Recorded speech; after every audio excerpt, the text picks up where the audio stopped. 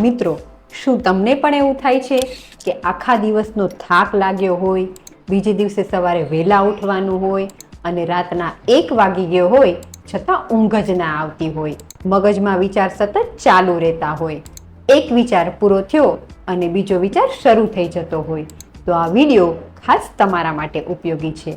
કારણ કે આ ઓવર થિંકિંગ તમારી રાત તો બગાડે જ છે, સાથે સાથે બીજા દિવસની સવાર પણ બગાડે છે. તો આજે આપણે આ વિચારોની ફેક્ટરીને કેવી રીતે તાળું મારવું તેના વિશે જોઈએ. મિત્રો, આના માટે તમારે કોઈ જ દવા લેવાની જરૂર નથી, પણ આ 3 નાની વસ્તુઓને 21 દિવસ સુધી કરવાની છે અને 21 દિવસ પછી તમને શું ફાયદા થાય છે તે મને કોમેન્ટ બોક્સમાં જરૂરથી જણાવો.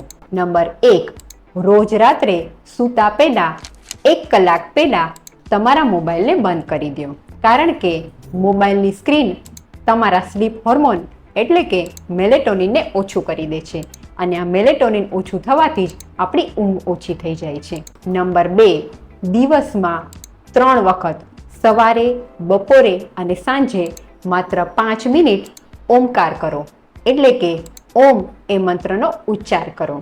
ને નંબર 3, રોજ રાત્રે સૂતી વખતે નાકમાં ગાયના ઘીના 2 ટીપા જરૂરથી નાખો અને સાથે જ ખોરાકમાં ગાયનું ઘી જરૂરથી લો.